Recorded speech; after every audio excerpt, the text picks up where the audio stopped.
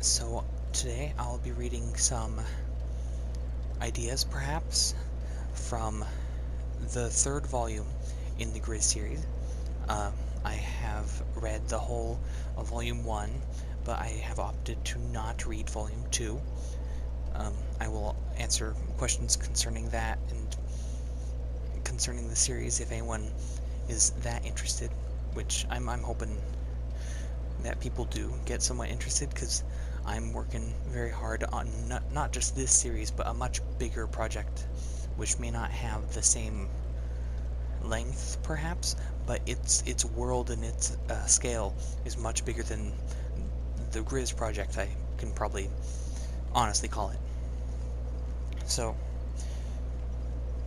here I'll go ahead and read a portion of the beginning, and then I'll move about and read a couple of descriptions and such. Griz, Volume 3, Tim and Company. And that name is up for debate, sort of. That was the best one I could come up with, so if anyone has like a better name idea, I will give credit where credit is due for the name, and if not, then I'll probably just have to stick with that one or come up with something a little more relevant, perhaps.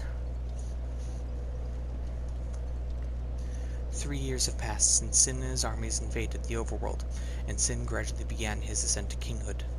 Forcing many of the remnants of good beneath the earth, Sin relished in owning the grand entirety of the overworld.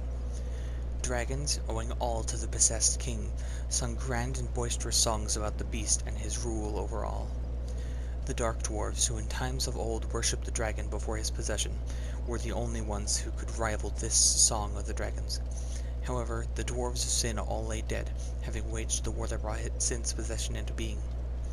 In Sarah, the small continent that Sin had his minions steal Griz away from, there lay little more than ruins. One such bastion that was not in ruin was Girzlot. Girzlot, one of few remaining outposts of the dwarves, was the current sanctuary to Griz's only hope on the surface. It was a grand and boisterous place, once one of the homes of the dark dwarves.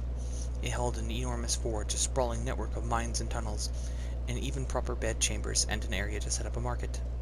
It was perhaps the most livable of the dwarf outposts, made far more homely than the military-based outposts in the far east and near the northern dwarven realm. In the hellish land that Sin called his home, Griz slaved along with the entire orcish population, begging Light for help. Through the terrible realm, Griz could hardly hear the rumbling voice of Light, but every cry of Griz's was heard in full by Light and Dark. From Baskhaven, the grand realm of Light and Dark, the guardians of good glared and pondered upon the victory of Sin. Was Sin truly the victor in this war, or had one battle before the greatest merely ended? Light turned then to see Timothy Saltwater caring for and guarding over the remaining civilians from the surface. Few survived the onslaught of Sin. Roy and Clyde, the aspiring young knights that held Griz in high esteem, were amongst the survivors, and grew quite a lot over the past 3 years. There's a lot here. I'm not going to spoil all of it, so that there's just the beginning. And now I'm going to move down and read some descriptions. So now, along with Griz, which is an obvious analogy for bear, grizzly bear, there's another animal-named character, and his name is Boar. He's a dwarf, which, if Boar is not a fitting name for a dwarf, then I don't know what is.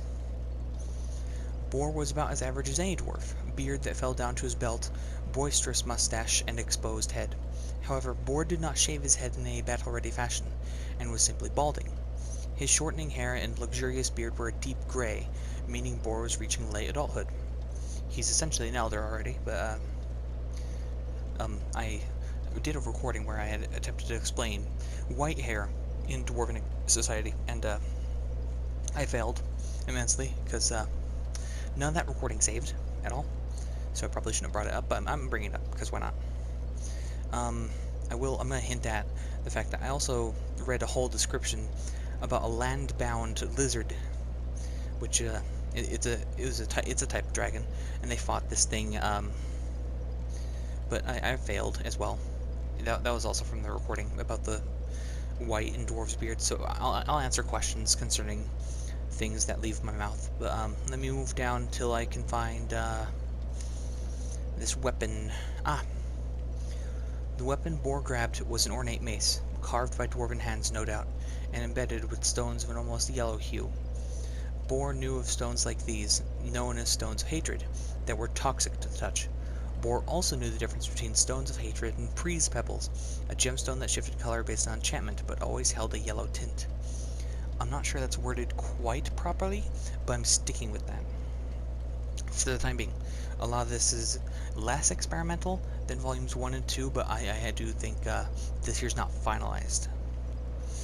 I'll also go down and read a bit of the fight between Bor and the Blue Fate Lord, if anyone who's read volume 2 is listening. Bor brought the mace up and used it to absorb the spells. Bor took comfort in the battle against the magic wielder.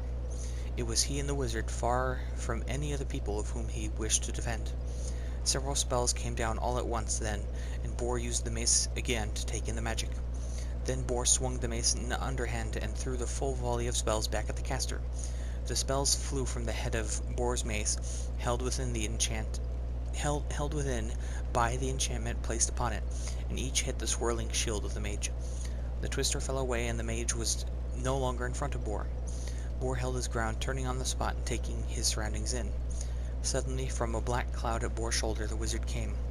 The Blue Fate Lord used his staff to hold the dwarf's mace down, and retrieved a dagger of extremely twisted magic from the depths of his many black folds of robe.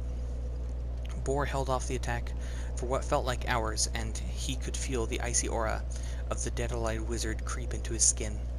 Bor's breath came labored then, and he found that he could not continue to hold back the mage's gnarly dagger.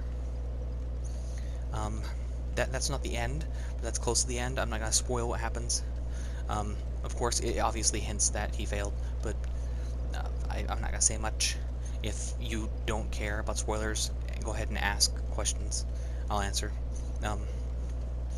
And then following this is Volume 4, which is... If anyone's read Volume 2 and is wondering why I mentioned Griz's last name but then never brought it up again, Volume 4 explains why I mentioned it, I think, but it definitely explains why he didn't know about it. I think I did good, at least, by finally bringing attention to that. And there's a lot more in Volume 4 than just his last name, but I do think I made the best choice in naming that one what I did.